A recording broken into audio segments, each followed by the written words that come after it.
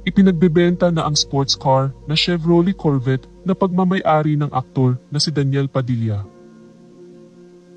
Sa videong inilabas ng Pinoy Pawn Stars, inilapit sa kanila ng F2A Cars, isang car dealer, ang sports car na ibinebenta kasabay ang mga papeles nito na nakapangalan sa aktor. Sinimulan nila ang presyo ng 2016 Chevrolet Corvette C7 sa halagang 6.5 million pesos.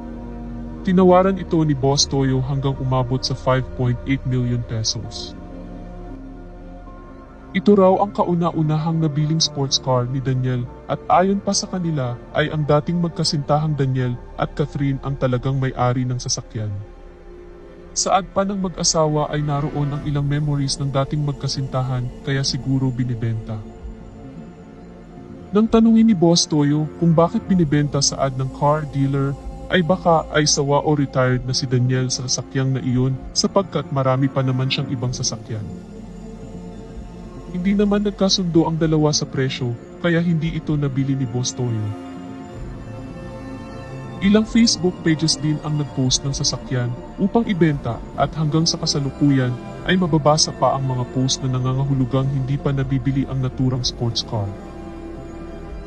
Samantala, huling napabalitang bumiyahe ang aktor na si Daniel palabas ng bansa nang makunan siya ng larawan ng isang netizen na nakapila sa airport papuntang Dubai.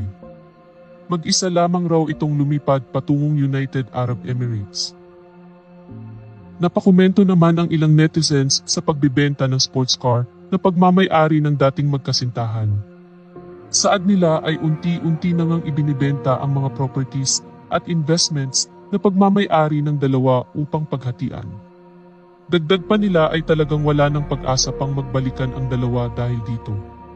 Anila, confirm na talaga JJ na ang Katniel. Ganyan talaga pag hiwalay na sangla benta na lang mga gamit nila tas hati-hati na lang. Siyempre ibebenta na kasi paghahatian nila yung napagbintahan. Alangan siya lang makinabang no. Sports car at bahay ni Daniel for sale na. Totoo pala ang balita. Mga bashers ni Daniel pasok. Alam ko na mga iniisip nyo. Natural ibenta, may share si Catherine dyan. 12 million ang price niyan tapos ang gumamit at may-ari ay kilalang tao sa Pilipinas, sikat kumbaga, taas tatawaran ni Boss Tawad Boss Toyo ng ganon. Baka gusto yan ibenta ni DJ, kasi baka maraming memories yan. Ayaw lang niya maalala pa.